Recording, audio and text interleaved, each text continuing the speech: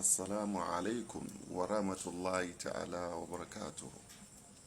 Mo kí wa lọ́kùnrin àti lóbìnrin. Láyìíkáyé tí ẹ ti ń gbọ́ mi. Orúkọ tèmi ni TMP, Traditional Medicine Practitioner, Alhaj Adéagbo Kamaldeen Raji, tí mo jẹ́ aláṣẹ àti olùdásílẹ̀ Haqiqat Global Investment Nigeria Limited. Mo wá ní àsìkò yìí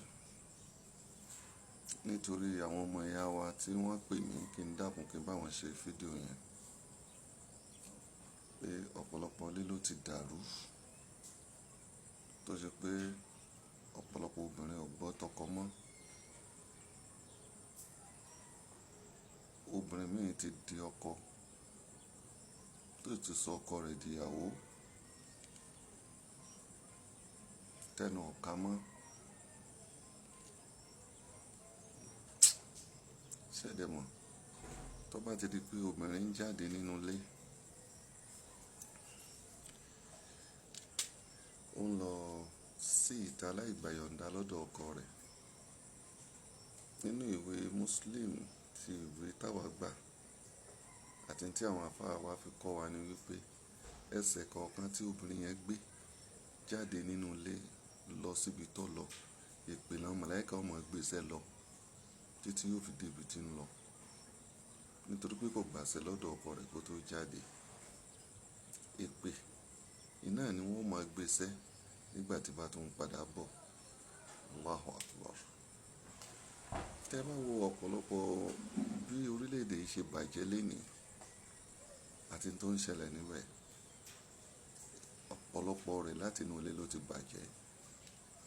Orílẹ̀-èdè yìí bàjẹ́ láti inú ilé. Disasters ta ní láti inú ilé ni. Wallahi. Nítorí pé ọkọ àti ìyàwó mi wọn ò bùkátà àti túká. Ìyàwó ò ní wo tọmọ mọ́kọ láà, ọkọ náà ò ní wo tọmọ mọ́yàwó láà. Ó dá wàhálà lẹ̀ pátápátá nínú ayé lénìí. Ọ̀pọ̀lọpọ̀ àwọn ọmọ tí bàbá wọn àti ìyá wọn ò sí mọ́, tí wọn ò sì rẹ́ni tọ́jú wọn, àwọn náà dọ́mọ gan fún yẹn o. Àwọn lọ́dọ̀ọ́mọ bàbá tẹ̀mí mọ́lẹ̀, àwọn náà dìdàkudà yẹn. Nígbà tí ò bá níṣẹ́, ẹnìkan kan sọ fún ni pé ó jẹ́ àjọ jáde lọ́nà ọ̀bàdẹ ni tí ọmọ rìnrìn tí ò tọ́. Ẹ jẹ́ kí a tọ́jú ilé wa. Ẹ jẹ́ ká tọ́jú ilé wa o. Ẹ̀yin obìnrin, mo rọ̀ yín torí t'Ọlọ́hun. Ẹ wò, ọjà méjì lobìnrin wa ná láyé. Ọjà àárọ̀ àtọjà alẹ́. Ọjà alẹ́ àtọjà àárọ̀. Ọjà tàárọ̀ ni ọjà ọkọ. Obìnrin tó bá ti jèrè lọ́dọ̀ ọkọ rẹ̀ kó máa retí èrè níbi ọjà alẹ́. Ọjà alẹ́ lọjà ọmọ. Torí kò sí ní tọkùnrin lè ṣe tó fi lè gba ọmọ. Ọyàn tí ọmọ mu kò lè jẹ́ kí ọkùnrin kó rọ́mọ gbà lọ́dọ̀ obìnrin. Ẹ̀yin là ń sìn, ẹ máa ṣàánú wa, ẹ dákun. Tá a bá ṣe nǹkan tó kù díẹ̀ káàtó, ẹ mójú kúrò níbẹ̀. Ọkùnrin ni wá, ìdílé wa ò ní dàrú. Ìwọ tí ó bá dàbí ẹni pé o ò lè ṣe dáadáa, ìyẹn ló da ìdílé ẹ rú, ìyẹn pọ̀ gan. Àkọ́kọ́, mo fẹ́ kó lọ ṣe nǹkan kan.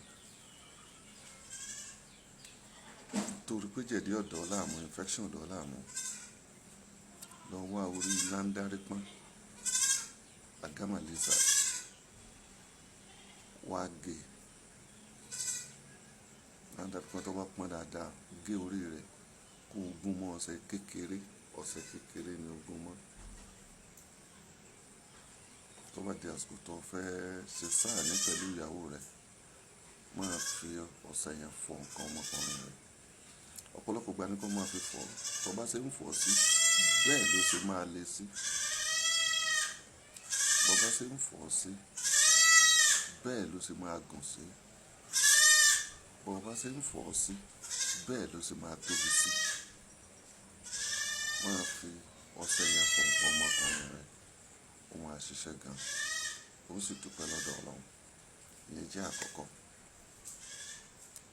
Tó bá dẹ̀ mọ̀ pé ẹ wá gbádùn ìbálòpọ̀ rárá láàrin ara yín, ẹ lọ wá orí àparò. Kò bá ṣe tútù, kò bá ṣe gbígbẹ. Tó bá ti rí orí àparò yẹn, wá gùn. Wọ́n ń pe kinní kan ní saccharin tí máa rí tíntín báyìí. Wọ́n máa ń fi mú kọ ẹyọ kékeré kan tẹ́ ẹ bá sọ sínú ẹ̀kọ, gbogbo ẹ̀kọ ní ọmọ dùn.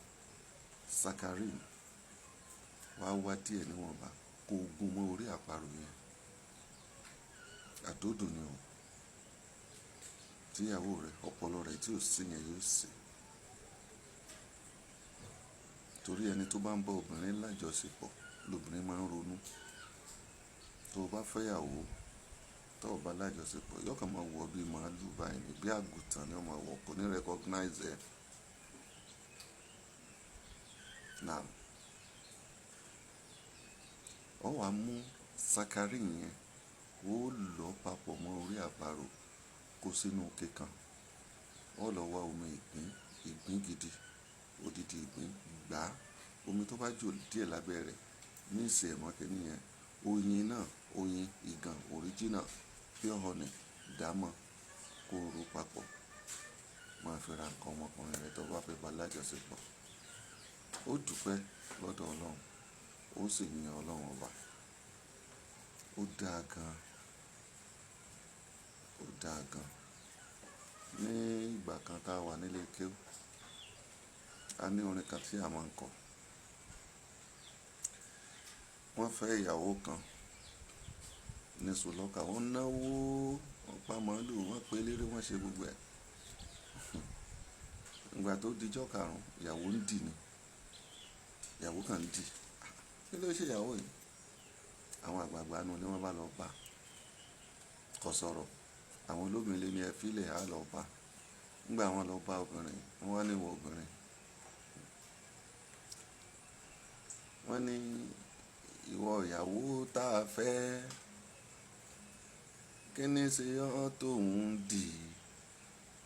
Kí ló ṣe ọ́ tó jẹun? Ṣé bàbá ọkọ rẹ ló ń bá ẹ jà ní olótì? Wọ́n ní kì í ṣe bàbá ọkọ. Ìyá ọkọ rẹ ló ń bá ẹ jà ní olótì. Ìyá ọkọ ọba ẹja. Orogún lé rẹ ló ń bá ẹ jà ní olótì. Àwọn ọ̀rẹ́ ọkọ rẹ ló ń bá ẹ jà ní olótì. Wọn ò fún ẹ lóúnjẹ ní inú ilé ní olótì. Lọ́kàn bá nawọ́. Ó ní ìyàwó àbí kí ni ọkọ rẹ ní ọ̀tẹ̀ ọlọ́run ni ó ní ìsì gba tíntín. You see? Ó ní ìsì tún gba tíntín. O gbọ́dọ̀ múra kìràkìtà tó ń ṣe lọ káàkiri kó o kówó fóbìnrin tó bá ṣe yẹn fún. Ìranù ló ń ṣe lójú wọn o. Ìyẹn jẹ́ àdúdùn alákọ̀ọ́kọ́ tí mo fún wa. Ẹlẹ́ẹ̀kejì tó jẹ́ àdúdùn, agbáàrín pẹlẹbẹ. Agbáàrín pẹlẹbẹ. Ẹ lọ pa. Ẹ gún sí inú rẹ̀. Ẹ lọ kó kúnná. Tẹ́ bá ti lo ẹ̀gúsí inú rẹ̀ tó bá ti kúnná, ẹ lọ papọ̀ mọ́ orí àparò. Allahu Akbar. Ẹ lọ papọ̀ mọ́ orí àparò. Ọṣẹ ni o. Ẹ kàn wá fi ọṣẹ díẹ̀ kó, ọṣẹ kékeré díẹ̀ báyìí, ẹ fi kó. Ẹ kàn á máa fi fọ nǹkan ọmọkùnrin tẹ́ bá fẹ́ bá alájọṣepọ̀. Ó rí bí ó ṣe máa dì mọ́. Ọlọ́run ó ṣe dáadáa pẹ̀lú wa. Àánú Ọlọ́run ó dé bá yín o. Ó ṣe yẹ kí n sọ fún yín tí inú yín ó fi dùn láti ṣe nìyẹn. Ẹ má jẹ́ kí ilé yín ó túká. Gbogbo ohun tí ẹnìkan ní tàbí ẹnìkejì bá ń fẹ́, ẹ fúnra yín. Ní inú ọ̀rọ̀ mi yìí, mo fẹ́ fún ẹ̀yin tí ẹ ní ẹ̀dà ní iṣẹ́ tẹ́ lọ ṣe. Tẹ́ bá ní ẹ̀dà tá mọ̀ sí infection, ẹ lọ wá egbò àjẹ́ ọ̀bàlẹ̀ tútù, ewé ìbáni, obì àbàtà mẹ́ta, káún, àtàrí mẹ́ta, ewé pátámọ́, á gún papọ̀ tí ó kúnná, ẹ sà sínú ilé, ẹ tuntun gún, ẹ kú ẹ̀kọ́ gbígbóná lẹ́ẹ̀ máa fi mọ̀. Tó bá dẹ̀ wù yín, ẹ lè fi fún afọ́kọ̀ mu ẹ̀kọ́ tútù. Tó bá yẹ pé ẹ̀kọ́ gbóná lẹ bá fẹ́ fi mu nígbà tí ẹ bá jẹun tán ni, ṣùgbọ́n tó bá yẹ pé ẹ̀kọ́ tútù ẹ̀ ní tí jẹun tẹ́ fi lò, ó dáa púpọ̀ fún ẹ̀dà àtẹni tó ń discharged. Ẹ̀yin tí ẹ sì ń wá àwúrò ìtajà, a ṣe títí à ń wá nǹkan tá a lè ṣe, ẹ lọ wá ewé àràgbá, awọ ẹpọ̀n àti ewé àtẹ́wọ́gbà àti ilé aládìí odidi àtàrí kan, á jò papọ̀ mọ́ ọṣẹ dúdú, ẹ máa fi wẹ̀ ní ọjọ́ Monday nìkan. Ọjọ́ Monday ni.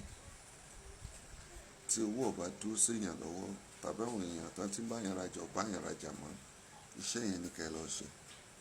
Agbára Ọlọ́run, Ọlọ́run ó ṣèjú àánú wò yín, ẹ̀yin náà ó sì rí ọpẹ́ dá. Bákan náà, ẹ tún lè lọ wá orí ọ̀fàfà tó nírun, ẹ gbé sínú kòǹjò, ẹ wá da irú woro tí ò ní ìyọ̀lé lórí. Ṣé ẹ ti gbọ́ mi? Ẹ gbé sílẹ̀ lẹ̀. Tẹ́ bá ti gbé ilẹ̀, ẹ jẹ́ kí ṣinṣin ó bò ó dáadáa. Ẹ wá fi ọmọ rí, ẹ fi dé kòǹjò yẹn pẹ̀lú eṣinṣin tí ń bẹ nínú rẹ̀. Ẹ lọ rí mọ́lẹ̀ níwájú ṣọ́ọ̀pù yín tàbí ilé ìtajà yín. Ẹ dúpẹ́ lọ́dọ̀ Ọlọ́run Ọba. Ẹ má gbàgbé 08037199363 08037199363 ìní nọ́mbà mi. Tẹ́ bá ní ìbéèrè yìí, Òṣogbo ni mo wà, ọmọ bíbí Òṣogbo ni mí. Òṣogbo náà ni ilé iṣẹ́ mi wà. Ọlọ́run bó ṣe dáadáa pẹ̀lú yín. Mo ní kí ẹ sáré jẹ àǹfààní nǹkan wọ̀nyí ni. Mo tún wá ṣe àdúrà fún yín wípé àánú Ọlọ́run àtìlẹ́yìn Ọlọ́run, aránṣẹ́ rẹ̀, Ọlọ́run ó jẹ́ kó máa bá yín o. Assalamu alaikum wa rahmatullahi ta'ala wa barakatuh. Ó dàbọ̀. Assalamu alaikum.